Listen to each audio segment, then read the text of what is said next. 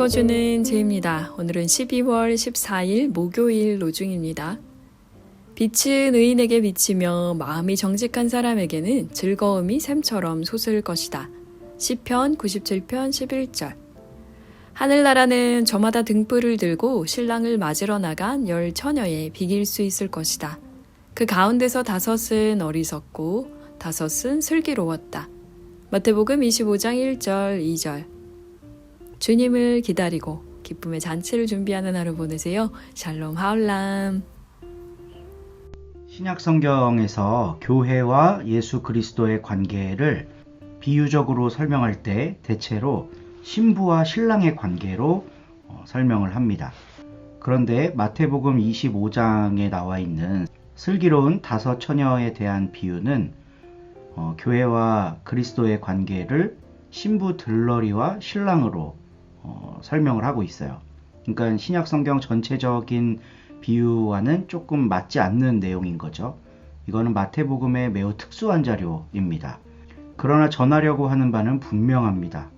마지막 때에 그리스도 예수께서 다시 오실 텐데, 신랑처럼 오실 텐데, 미리 준비하고 기다리고 있었던 사람은 신랑이신 예수와의 잔치 자리에서 함께 즐길 수 있을 거다 라고 하는 비유예요.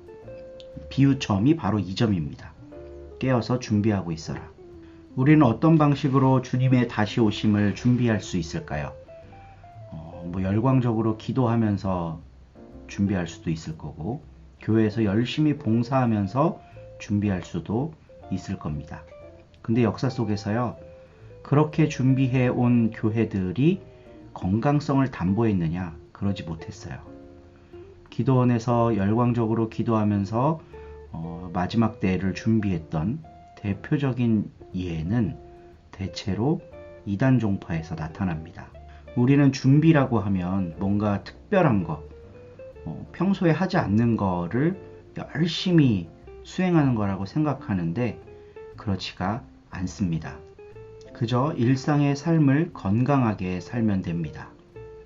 기름을 준비해야 되는 사명을 받은 5명의 처녀, 들러리, 신부 들러리들은 그 기름을 준비하는 게 사명이었던 거예요. 이건 특별한 일이 아닙니다. 특별하지 않은 내 삶을 하루하루 성실히 살아가는 것, 이게 다시 오실 주님을 기다리는 방법일 겁니다. 아침이면 말씀과 기도로 하루를 열고 또 주어진 하루를 성실하게 그리고 정직하게 잘 살아내고 또 우리와 함께하는 공동체 구성원들을 생각하면서 기도하면서 그렇게 하루하루 주님 다시 오심을 기다립시다. 오늘도 좋은 하루 되시고 이 대림절 기간에 은혜가 풍성하시기를 기도합니다. 11장. 나에게 측량 막대기 하나가 주어졌는데 지팡이를 닮은 것이었습니다. 이런 말씀도 들렸습니다. 일어나라. 하나님의 성전과 제단을 재어보고 거기서 엎드려 절하는 사람들을 헤아려 보아라. 그러나 성전의 바깥마당은 내버려 두고 재지 말아라. 다른 민족들에게 주어졌기 때문이다. 그들이 거룩한 도시를 42개월 동안 짓밟을 것이다. 내가 나의 두 증인에게 능력을 줄 것이고 그들이 1260일 동안 거친 천을 두르고 예언할 것이다. 이들은 2그루 올리브나무요 2개의 등불 받침대로 땅의 주님 앞에 서 있습니다. 누군가 그들에게 해로움을 끼치려고 하면 그들의 입에서 불이 나와서 그들의 원수들을 먹어버릴 것입니다. 누군가 그들에게 해로움을 끼치려고 한다면 그는 반드시 이와 같이 죽임을 당하고 말 것입니다.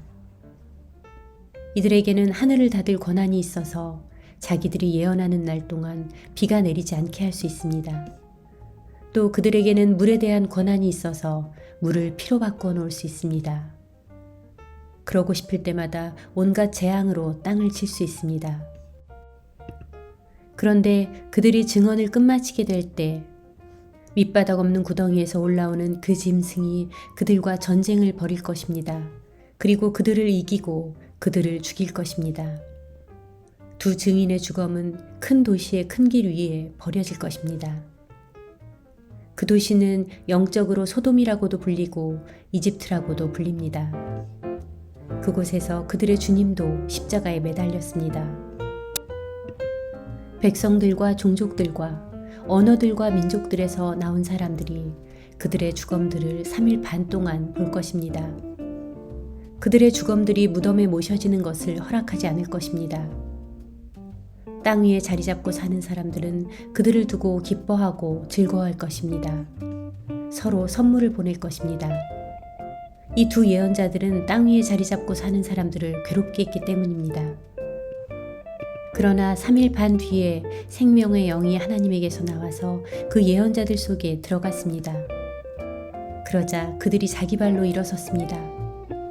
큰 두려움이 그들을 지켜보고 있던 사람들 위에 덮쳤습니다. 그때 그 예언자들이 하늘에서 나는 큰 소리를 들었습니다. 그 소리가 그들에게 이렇게 말했습니다. 이리로 올라오너라. 그래서 그들이 구름을 타고 하늘로 올라갔습니다. 그 예언자들을 그 원수들이 지켜보았습니다. 바로 그 시각에 큰 지진이 생겨나서 그 도시의 10분의 1이 무너졌습니다. 그 지진에 죽은 사람이 7,000명이었습니다. 살아남은 사람들은 두려움에 빠져서 영광을 하늘의 하나님께 돌렸습니다. 재난 두 번째 것이 지나갔습니다. 보세요. 재난 세 번째 것이 빨리 닥쳐오고 있습니다. 또 7번째 천사가 나팔을 울렸습니다. 그때 하늘에서 큰 소리가 났는데 이렇게 말했습니다. 세상 나라는 우리 주님의 나라가 되었고 또 주님의 그리스도의 나라가 되었다네. 그분이 끝까지 영원히 임금으로 다스리실 것이라네. 또 하나님 앞에서 자기들의 임금 자리에 앉아있는 24명의 원로들이 자기들의 얼굴을 땅에 대고 엎드려 하나님께 절했습니다. 그러면서 말했습니다. 우리가 주님께 감사드리네. 오 주 하나님 전능하신 분, 이제도 계시고 전에도 계셨던 분, 주님께서 주님의 큰 능력을 잡으셔서 임금이 되셨기 때문이라네. 다른 민족들은 화가 치밀었지만 오히려 주님의 진노가 닥쳐왔다네. 죽은 사람들이 심판을 받을 때가, 이때 주님의 종 예언자들에게는 보상을 주신다네. 성도들에게, 또 주님의 이름을 두려워하는 사람들에게도, 보잘것없는 사람이든 대단한 사람이든, 그리고 땅을 망하게 한 사람들은 망하게 하신다네. 그러자 하나님의 성전, 곧 하늘에 있는 성전이 열렸습니다. 그리고 하나님의 성전에 있는 하나님의 언약 상자가 보였습니다. 그때 번개들과 소리들과 천둥들과 지진과 큰 우박이 일었습니다.